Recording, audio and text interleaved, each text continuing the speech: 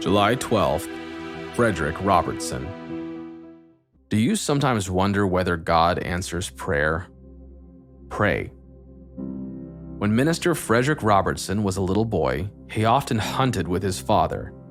Every time the dogs were sent out to scatter the birds into the air, little Frederick prayed that his father could shoot the bird and kill it, so they could take it home. Sometimes the prayers would work. His father would shoot his gun and kill the bird, but sometimes the prayers didn't work, and the bird would fly away, and Frederick felt disappointed. Young Frederick got discouraged. Why did God listen to some of his prayers but not others? Did God really care? When Frederick got old enough to go to school, he carried this secret doubt with him. But then one day the schoolmaster called Frederick and 9 other boys to the office. They were all in trouble. Something had happened at the school. Frederick's guts knotted. He hadn't done anything wrong. He never would. Boys who caused trouble were flogged in front of the whole school. The shame, being labeled a troublemaker. He felt overwhelmed. Waiting to see the schoolmaster was the worst. Frederick's mind raced to figure out what to do. If he told the truth, would the schoolmaster believe him? What if the old schoolmaster ignored the truth and Frederick was flogged anyways? He felt sick. It was his word against the schools and the schoolmasters. He wasn't sure any grown-up would take his side. He sat and waited, wondering what else he could do. He thought of trying to pray, as unsure as he was that it would work. Would God listen to such a minor request? Would God even care about a school punishment, even if he wasn't guilty? Frederick decided to try it. He prayed desperately that God would help him escape the punishment and shame of flogging, and Frederick hoped that God would hear him. The schoolmaster stepped out and brought the boys to be flogged. As the 9 stood and waited with Frederick at the head, he came face to face with the schoolmaster.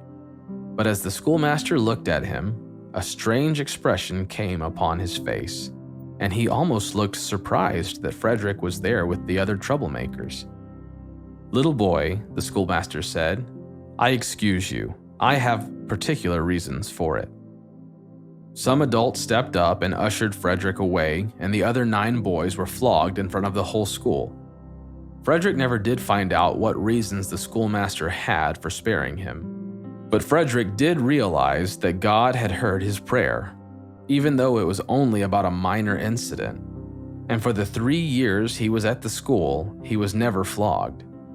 "That incident settled my mind for a long time," Frederick said. But eventually he became a man and thought as a man. And he realized that prayer wasn't a good luck charm or a carnival game, make a wish and win a prize, and it didn't make Frederick immune to bad things happening. Somehow, the fact that God heard Frederick's prayers was about the fact that Frederick was connected to the creator of the universe. It did not make me better, it simply gave me security. He felt confident that God was listening. No matter how scary things got, God would take care of him and give him strength to face any difficulty, big or small. The psalmist wrote, "But he listened, he heard my prayer, he paid attention to it." Psalm 66:19. Think of how prayer has affected your life. Has it made you more secure in your faith? Do you sometimes wonder whether God answers prayer? Pray.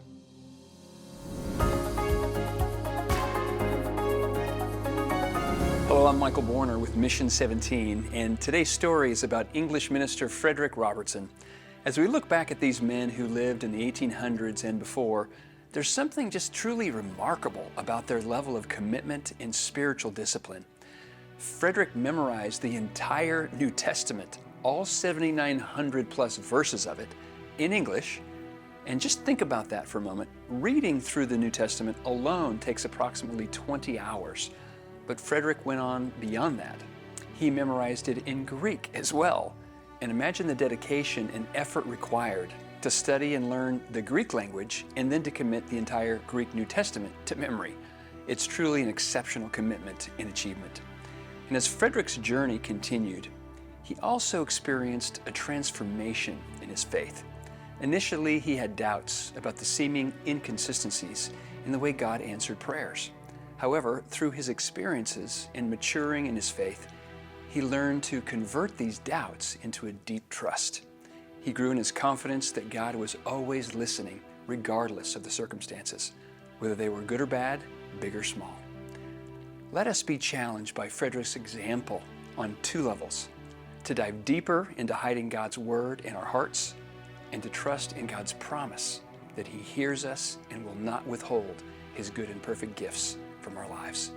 Have a great day as we trust in God in ever more deeply manner.